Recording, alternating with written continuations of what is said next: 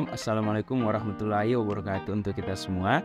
Pada kesempatan kali ini kami akan membawakan materi penyuluhan mengenai pestisida nabati. Namun sebelum itu, izinkan kami untuk memperkenalkan diri. Nama saya Yeskel dengan NIM 2003 1104 016. Perkenalkan, nama saya Elsa De Manaung dengan NIM 2003 1104 003. Perkenalkan, nama saya Ferati Tambuhun dengan NIM 2003 1104 004. Kenalkan, nama saya Gracia Salam Aseng dengan NIM 2003 1104 005. Baiklah, perkenalkan, nama saya Juan Gilbert Roring dengan NIM 2003 1104 027. Perkenalkan, nama saya Gracia Sifanyale, NIM 2003 1104 044. Perkenalkan, nama saya Natalia Tuyu, NIM 2003 1104 046. Perkenalkan, nama saya Aiki Seklar Sarasia dengan NIM 2003 11 04 048.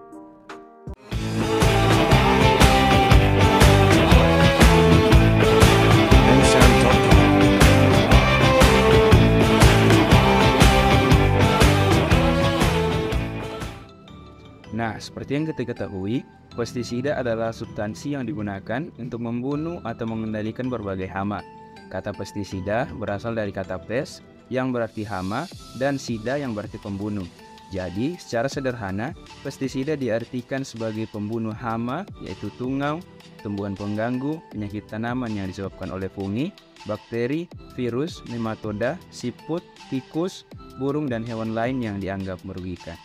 Baiklah, sekarang kita akan masuk ke poin yang kedua, yaitu dampak negatif penggunaan pestisida kimia secara berlebihan.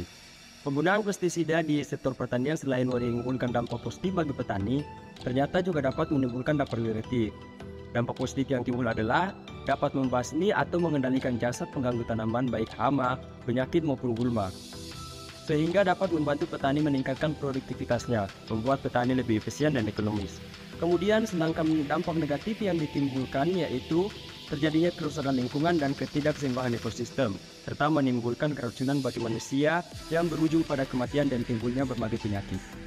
Dampak negatif penggunaan pestisida kimia secara berlebihan dibagi menjadi dua, yaitu dampak bagi lingkungan dan dampak bagi kesehatan. Dampak bagi lingkungan yang pertama yaitu menurunkan kesuburan tanah dan mencemari air. Yang kedua, pestisida kimia menyebabkan resistensi OPT. Yang ketiga, pertumbuhan tanaman tidak normal. Dan yang keempat, pestisida kimia meninggalkan residu pada tanaman. Kemudian dampak bagi kesehatan.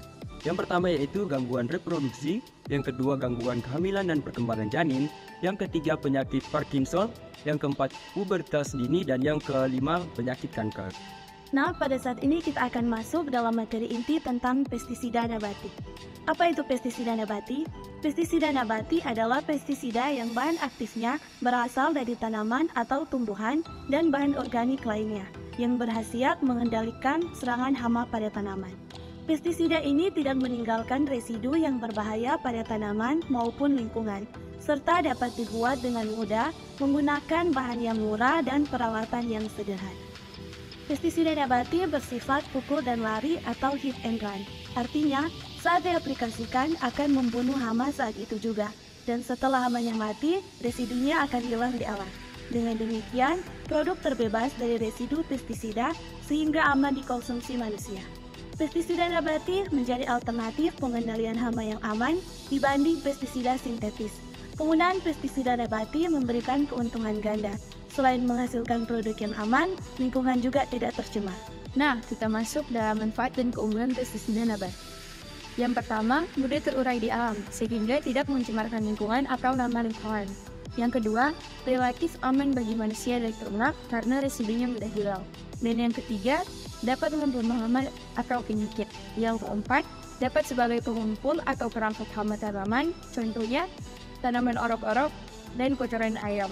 Dan yang kelima, bahan yang digunakan lain murah, serta tidak sulit dijumpai dari sumber daya yang ada di sekitar dan bisa dibuat sendiri. Yang keenam, mengatasi kesulitan ketersediaan dan mahalnya harga obat-obatan pertanian, khususnya pestisida sintetis atau kimiawi.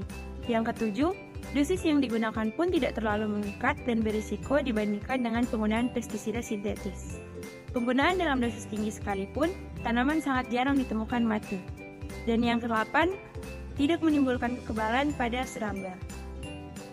Adapun bahan-bahan pembuatan pestisida nabati, yang pertama bawang putih. Bawang putih memiliki sifat repelan dan insektisida.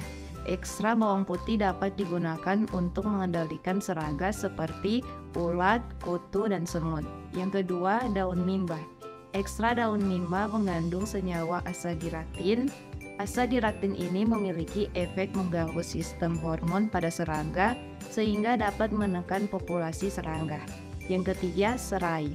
Ekstra serai bersifat sebagai insektisida, bakterisida, nematisida, dan sebagai penolak hama atau repellent.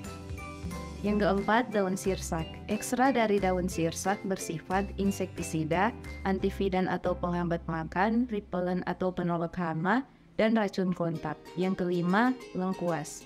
Bagian tumbuhan yang digunakan sebagai pestisida nabati adalah rimpang. Ekstra rimpang lengkuas bersifat sebagai fungisida atau anti jamur. Yang keenam, kunyit. Kunyit mengandung senyawa kurkumin yang memiliki sifat antifungal dan insektisida. Dapat digunakan untuk mengendalikan serangga dan jamur pada tanaman. Baik, kita masuk pada cara pembuatan pestisida nabati. Yang pertama, ramuan untuk mengendalikan serangga atau hama belalang, wereng coklat, pewalang sangit, kutu, ulat, aplit, dan trips pada sayuran dan tanaman lainnya. Yang pertama, bahan yang diperlukan ada 5.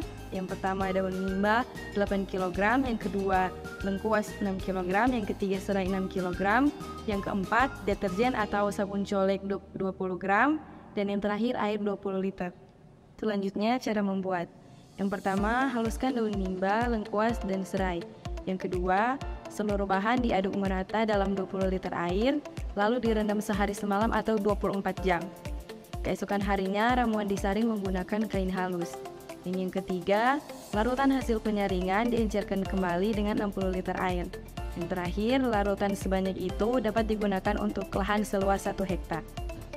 Baiklah, yang kedua ramuan untuk mengendalikan wereng coklat. Bahan yang diperlukan yang pertama, daun sirsak 1 genggam, kedua, rimpang jeringau 1 genggam, dan yang ketiga bawang putih 20 siung, dan keempat deterjen atau sabun colek 20 gram, dan yang terakhir kelima air 50 liter. Cara membuat. Yang pertama, daun sirsak, rimpang jerangau, dan bawang putih ditumbuk atau dihaluskan. Kemudian yang kedua, seluruh bahan dicampur dengan deterjen, kemudian direndam dalam 20 liter air selama 2 hari. Kemudian keesokan harinya, larutan bahan disaring dengan kain halus.